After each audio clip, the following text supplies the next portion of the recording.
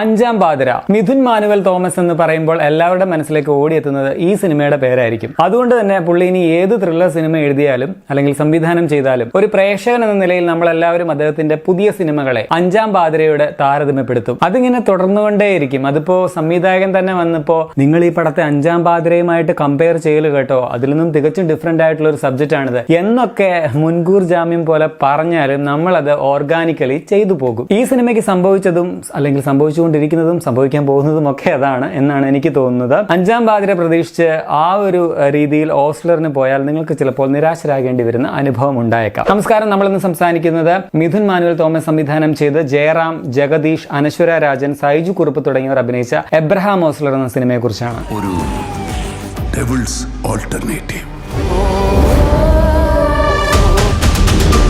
പടത്തിന്റെ പോസിറ്റീവ് പറയുന്നതിന് മുമ്പ് ഒരു കാര്യം പറയാം. ഇന്നലെ രാത്രി ഞാൻ ബുക്ക് മൈ ഷോ എടുത്ത് നോക്കിയപ്പോൾ ടിക്കറ്റ് എല്ലാം ഫാസ്റ്റ് ഫില്ലിംഗ് ആയിട്ട് കണ്ടിരിക്കുന്നു. അപ്പോൾ എനിക്ക് ഭയങ്കര സന്തോഷം തോന്നി. ജയറാമേട്ടന്റെ ഒരു പടം ഫാസ്റ്റ് ഫില്ലിംഗ് ആയിരിക്കുന്നു, കൊള്ളാലോ. അങ്ങനെ പക്ഷേ കൂടുതൽ ആൾക്കാരും ഈ പടം മിഥുൻ മാനുവൽ തോമസ് എന്ന ഒരു പേര് കൊണ്ടായിരിക്കാം ഇത്രയധികം ഹൈപ്പ് ആൻഡ് പ്രതീക്ഷയോടെ ഈ പടത്തിന് വേണ്ടി വെയിറ്റ് ചെയ്തിട്ടുണ്ടാവുക. ഒപ്പം ഇതിൽ സ്പെഷ്യൽ അപ്പിയറൻസ് ആയിട്ട് വരുന്ന ഒരു താരത്തെക്കുറിച്ചുള്ള റൂമറുകൾ കൊണ്ടും. എനിവേ, നമുക്കിനി പടത്തിലേക്ക് കടക്കാം. ഓസ്ലറിന് ഒരു പാസ്റ്റ് ഉണ്ട്. അത് വളരെ ഹോണ്ടിങ് ആയിട്ടുള്ള ഒരു പാസ്റ്റ് ആണ്. അതുമൂലം പുള്ളിക്ക് ഒരു വിഷാദ രോഗം അങ്ങനെ ബാധിതനായ ഒരു അവസ്ഥയിലാണ് പുള്ളി. എന്നാൽ പുള്ളിയുടെ കരിയറിൽ വളരെ ഉദ്വേഗജനകമായിട്ടുള്ള ഒരു കേസ് ലഭിക്കുന്നു. തുടർന്ന് പുള്ളി അതിൽ ഇൻവോൾവ് ആകുന്നു. പിന്നെ എന്ത് സംഭവിക്കുന്നു എന്നുള്ളതാണ് ഈ പടത്തിന്റെ ബേസിക് പ്ലോട്ട്. ഇപ്പൊ മെമ്മറീസ് ഉൾപ്പെടെയുള്ള പല സ്ഥിരം ത്രില്ലർ സിനിമകളുടെയും ഒരു പാറ്റേണിൽ തന്നെയാണ് ഓസ്ലർ മുമ്പോട്ട് പോകുന്നതെന്ന് ഇത് കേൾക്കുമ്പോൾ നിങ്ങൾക്ക് തോന്നാം. ഈ ഒരു സ്ഥിരം പാറ്റേണിനെ വ്യത്യസ്തമാക്കുന്നത് മിഥുൻ മാനുവൽ തോമസ് എന്ന സംവിധായകന്റെ എഴുത്തിന്റെയും മേക്കിങ്ങിന്റെയും സവിശേഷത കൊണ്ടാണ്. തീർച്ചയായിട്ടും ഇത് വേറെ ഏതൊരു ഡയറക്ടർ ചെയ്താലും ക്ലീഷയുടെ അങ്ങേറ്റമായേക്കാവുന്ന ഒരു സബ്ജക്റ്റ് ആണ്. ചിലപ്പോൾ വല്ല ചായക്കട സീനൊക്കെ കൊണ്ടുവന്ന് കുറച്ച് സീരിയൽ ടൈപ്പ് ആക്കാനുള്ള സാധ്യതയുമുണ്ട്.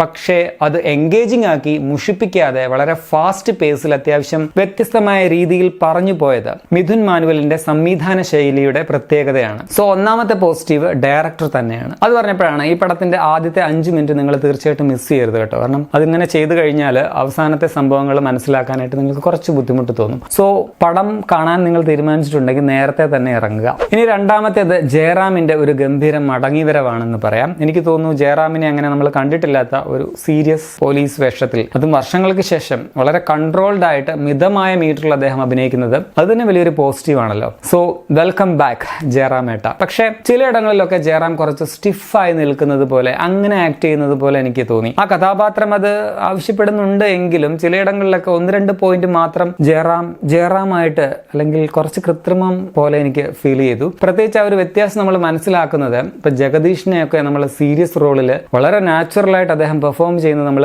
കാണുമ്പോഴാണ്. പണ്ടിപ്പം കോമാളി വേഷങ്ങളിലൊക്കെ തളച്ചിട്ടിരുന്ന ജഗദീഷ് ഏട്ടൻ സീരിയസ് ആയിട്ടുള്ള റോൾ ചെയ്താലും അതിലൊരു കോമാളിത്തരം ഉള്ള പോലെ ചിലർക്കൊക്കെ ഫീൽ ചെയ്യുമായിരുന്നു. പക്ഷെ ഇപ്പോൾ റോഷാക്ക്, ഗരുഡൻ, നേരില് അതിലൊക്കെ നമ്മൾ ആ സീരിയസ് റോളിൽ വന്ന് നമ്മളെ ജഗദീഷ് ഏട്ടൻ അമ്പരപ്പിച്ചിട്ടുണ്ട്. പ്രത്യേകിച്ച് ഈ പടത്തിൽ ഇവർ രണ്ടുപേരും സ്ക്രീൻ ഷെയർ ചെയ്യുന്നുണ്ട് എന്ന ഒരു കാര്യം കൂടി വരുമ്പോൾ നമ്മൾ അവിടെയൊക്കെ ജഗദീഷിന്റെ ആ ഒരു സീരിയസ് പ്രകടനം വെച്ച് നോക്കുമ്പോൾ ആ ലെവലിൽ എത്താൻ ജയറാമേട്ടൻ അത്രയ്ക്ക് അങ്ങോട്ട് സാധിച്ചില്ല എന്ന് എനിക്ക് പേഴ്സണലി ഫീൽ ചെയ്തു. എന്ന് വെച്ച് മോശമാണെന്നല്ല, ഞാൻ പറഞ്ഞ പോലെ 1-2 പോയിന്റ് കുറവ്. സ്റ്റിൽ കഴിഞ്ഞ ഒരു 10 കൊല്ലത്തിനിടയ്ക്ക് നോക്കിയാൽ ജയറാമിന്റെ ഏറ്റവും മികച്ച വേഷം ആൻഡ് പെർഫോമൻസ് ആണ് ഓസ്ലർ എന്ന് നിസ്സംശയം പറയാം. അടുത്തത് ജഗദീഷ് തന്നെയാണ്. സേവി എന്ന ക്യാരക്ടർ കിടുക്കനായിട്ട് അദ്ദേഹം ചെയ്തിട്ടുണ്ട്. പ്രത്യേകിച്ച് ആദ്യം ഒരു ജീവച്ഛവം പോലെയുള്ള ക്യാരക്ടർ അവസാനം വരുമ്പോഴുള്ള ആ ഒരു ചേഞ്ച്, ആ ഒരു ട്രാൻസ്ഫോർമേഷൻ, ആ ഒരു ഡയലോഗ് ഒക്കെ പുള്ളി വളരെ ഗംഭീരമായിട്ട് ചെയ്തു വെച്ചിട്ടുണ്ട്.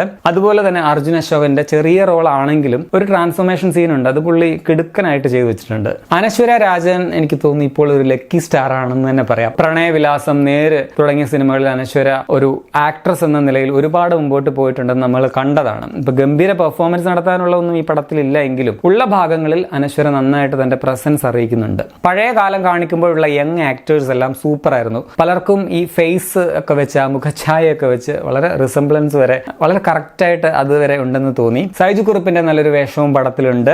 ആര്യ സലീം, സെന്തിൽ കൃഷ്ണൻ എന്നിവരുടെ പോലീസ് വേഷങ്ങളും എടുത്തു പറയണം. കൂടാതെ ഒരുപാട് ആക്ടേഴ്സ് പടത്തിൽ വരുന്നുണ്ട്. ചെറിയ റോളിലാണെങ്കിലും വലിയ താരങ്ങളാണുള്ളത്. സായി കുമാർ, കുമരകം രഘുനാഥ്, ഹരികൃഷ്ണൻ, അർജുൻ നന്ദകുമാർ, ബോബൻ ആലുമൂടൻ, അങ്ങനെ കുറെ പേരുണ്ട്. പടത്തിൽ കുറച്ച് നൊസ്റ്റാൾജിയ എലമെന്റ്സ് ഉണ്ട്. എനിക്ക് പേഴ്സണലി അത് നന്നായിട്ട് വർക്ക്ഔട്ട് ആയിരുന്നു. സിനിമയുടെ മ്യൂസിക് അത് എടുത്തു പറയണം. പ്രത്യേകിച്ച് മിഥുൻ മുകുന്ദന്റെ ബാക്ക്ഗ്രൗണ്ട് സ്കോർ ചിലയിടങ്ങളിലൊക്കെ സിനിമയെ വേറൊരു ലെവൽ തന്നെ ആക്കുന്നുണ്ട്. പൂവച്ചൽ ഖാദർ മാഷിന്റെ വരികൾക്ക് ശ്യാംസാർ ഇണം പകർന്ന ആ ആ ഗാനവും വീണ്ടും സന്തോഷം നൽകി. തേനി ഈശ്വറിന്റെ ഛായാഗ്രഹണം, പ്രത്യേകിച്ച് ചില ക്ലോസപ്പ് ഷോട്ടുകളൊക്കെ, ഇപ്പൊ ബാഗിന്റെ സിപ്പ് തുറക്കുന്നത്, കണ്ണിന്റെ പീലി, അതൊക്കെ ഭയങ്കര രസം ഉണ്ടായിരുന്നതാണ്. ഇതിൽ സ്പെഷ്യൽ അപ്പിയറൻസ് ആയിട്ട് വരുന്ന താരം ആരാണെന്നൊക്കെ ഇപ്പൊ എല്ലാവരും അറിഞ്ഞിട്ടുണ്ടാവും. പക്ഷെ എനിക്കൊരു ഡിഫറൻസ് തോന്നിയത്, ഇപ്പൊ ആ ഒരു ക്യാരക്ടർ വന്ന ഒരു ടൈം ഒക്കെ വെച്ച് നോക്കുമ്പോൾ പടത്തിന്റെ കപ്പ് പുള്ളി കൊണ്ടുപോകേണ്ടതാണ്. പക്ഷെ അങ്ങനെ കൊണ്ടുപോയില്ല. ഓസ്ലറെ പുള്ളി നിഴലാക്കിയില്ല. കപ്പ് ഓസ്ലറിന്റെ കയ്യിൽ തന്നെയുണ്ട്. അത് എനിക്ക് ഇഷ്ടപ്പെട്ടു. അഞ്ചാം പാതിരയുമായിട്ട് കമ്പയർ ചെയ്യരുത്, പടം വളരെ സ്ലോ ആണ് എന്നൊക്കെയാണ് മിഥുൻ മാനുവൽ പറഞ്ഞത് ഇന്റർവ്യൂകളിലൊക്കെ. പക്ഷെ എനിക്ക് പടം അത്ര സ്ലോ ആയിട്ടൊന്നും ഫീൽ ചെയ്തില്ല. ഇതിന് ഒരു നോർമൽ സ്പീഡ് ഉണ്ട്, ആ ഒരു പേസ് നിലനിർത്തിയിട്ടുണ്ട്, അത് കൊള്ളാം. ഒരു ത്രില്ലർ പ്രേമി എന്ന നിലയിൽ എനിക്ക് മിഥുൻ മാനുവലിന്റെ ഡയറക്ഷൻ വളരെ ഇഷ്ടമാണ്. ഇതിൽ തന്നെ ഒരു പിക്കപ്പ് വാൻ കാണിക്കുന്ന ഒരു രാത്രി സീനുണ്ട്. അപ്പം വാനിന്റെ താഴെ നിന്ന് മുകളിലേക്ക് ഇങ്ങനെ പാൻ ചെയ്തു വരുന്ന ആ ഒരു സീന്, അവിടുത്തെ ഒരു BGM ഒക്കെ വെച്ചിട്ട് അതൊരു ഭീകരമായ രീതിയിലാണ് അവതരിപ്പിച്ചിരിക്കുന്നത്. അതുപോലെ തന്നെ പുല്ല് കൊണ്ടുവരുന്ന ഒരു ലോറി ആക്സിഡന്റ് കണ്ട് നിർത്തിയിട്ട് ഡ്രൈവർ അയാളോട് സംസാരിച്ച് ഭയപ്പെടുന്ന ഒരു സീൻ, അതൊക്കെ ഒരു ഡയറക്ടർ എന്ന നിലയിൽ മിഥുന്റെ കഴിവ് പുറത്തു കൊണ്ടുവരുന്ന കുറച്ച് സീനുകളാണ്. അതുപോലെ തന്നെ പടത്തിൽ നായകന് മാത്രമല്ല, കൂടെ ജോലി ചെയ്യുന്ന പോലീസുകാർക്കും ബുദ്ധിയുണ്ട് എന്ന് കാണിച്ചത് ഇപ്പോൾ ആര്യ സലീം അവതരിപ്പിക്കുന്ന SI ദിവ്യയും അല്ലെങ്കിൽ സെന്തിൽ കൃഷ്ണയുടെ SI സിജോ എന്ന ക്യാരക്ടറും, ഇവരൊക്കെ നായകനൊപ്പം തന്നെ ഇന്റലിജന്റ് ആണെന്ന് കാണിക്കുന്ന കുറച്ച് സീൻസ് പടത്തിലുണ്ട്. അത് കുറച്ച് ക്ലീഷേ ബ്രേക്കിങ്ങും നല്ലതുമാണെന്ന് എനിക്ക് തോന്നി. അത് എനിക്ക് നന്നായിട്ട് ഇഷ്ടപ്പെട്ടു. പിന്നെ പടത്തിൽ നെഗറ്റീവ് ആയിട്ട് എനിക്ക് തോന്നിയത്, അത് പറഞ്ഞാൽ ചിലപ്പോൾ ചെറിയ സ്പോയിലർ ആയിരിക്കും, അതുകൊണ്ട് ഇനിയുള്ള ഭാഗം വേണമെങ്കിൽ നിങ്ങൾക്ക് സ്കിപ്പ് ചെയ്യാം. എങ്കിലും പറയാതെ വയ്യ, ഒരു ക്രൈം ചെയ്ത ആളെ വളരെ കഷ്ടപ്പെട്ട് ഇങ്ങനെ പോലീസ് പിടിച്ചുകൊണ്ട് വന്ന് ക്വസ്റ്റ്യൻ ഒക്കെ ചെയ്യുമ്പോൾ, പിന്നെ ഈ പോലീസുകാർക്ക് ഇയാളുടെ കഥയൊക്കെ കേട്ടിട്ട് ഭയങ്കര ഫീലായി, അവര് സങ്കടമായ രീതിയിലൊക്കെ ഉള്ള ഒരു എക്സ്പ്രഷൻ ഒക്കെ കൊടുക്കുന്ന കണ്ടപ്പോൾ, എന്തൊരു മനുഷ്യത്വം, അല്ലെങ്കിൽ അങ്ങനെ ഒരു അവിശ്വസനീയമായ രീതിയിലാണ് എനിക്ക് ഫീൽ ചെയ്തത്. അത് മാത്രമല്ല, നിരപരാധികളായിട്ടുള്ള കുറെ ആൾക്കാരെ കൊല്ലേണ്ട കാര്യമില്ല എന്നും എനിക്ക് തോന്നി. ചുരുക്കത്തിൽ എനിക്ക് പടം നന്നായിട്ട് ഇഷ്ടപ്പെട്ടു എന്ന് തന്നെ പറയാം. പക്ഷേ അഞ്ചാം പാതിര, നേര്, ദൃശ്യം ഇതൊക്കെ പോലെ ഗംഭീരമാണോ അല്ലെങ്കിൽ രാക്ഷസനൊക്കെ പോലെ ഉണ്ടോ എന്നൊക്കെ ചോദിച്ചാൽ അങ്ങനെയൊന്നും പറയാൻ പറ്റില്ല. അത്രയ്ക്ക് മസ്റ്റ് വാച്ച് മാസ്റ്റർ പീസ് ഒന്നും പറയാൻ പറ്റില്ല. അത്രയ്ക്കൊന്നും ഗംഭീരമല്ല. ഇനിയിപ്പോൾ ആ പടങ്ങളും ഗംഭീരമല്ലെന്ന് ചിലർ പറയും, ബഹുജനം പലവിധം എന്നാണല്ലോ. എന്തായാലും ഞാൻ പടം എൻജോയ് ചെയ്തു. ഞാൻ ഇതിനൊരു എബോവ് ആവറേജ് റേറ്റിംഗ് നൽകാൻ ആഗ്രഹിക്കുന്നു. എന്തായാലും ത്രില്ലർ പ്രേമികളാണ് നിങ്ങളെങ്കിൽ നിങ്ങൾക്ക് തീർച്ചയായിട്ടും വൺ ടൈം കാണാനുള്ള വകയൊക്കെ ഉണ്ട്. സോ നിങ്ങൾ പടം കണ്ടിട്ടുണ്ടെങ്കിൽ നിങ്ങളുടെ അഭിപ്രായം താഴെ കമന്റ് ആയിട്ട് രേഖപ്പെടുത്തുമല്ലോ. ബൈ ദ ബൈ, പടം നിർത്തിയ ആ ഒരു സീൻ ഉണ്ടല്ലോ, ആ ഒരു രീതി ഉണ്ടല്ലോ, ഇപ്പം സെക്കൻഡ് പാർട്ട് വരും എന്ന മട്ടിൽ അത് നല്ല ഇൻട്രസ്റ്റിംഗ് ആയിരുന്നു. കാരണം ആ വരാൻ പോകുന്ന സ്റ്റോറി ഈ ഫസ്റ്റ് പാർട്ടിനേക്കാൾ മികച്ചതാകും എന്നൊരു ഫീല് നൽകുന്നുണ്ട്, ആ ഒരു ആകാംക്ഷ ജനിപ്പിക്കുന്നുണ്ട്. So I am waiting. എന്തായിരുന്നു അത്? ബോൺ റെസിജ് അല്ലേ?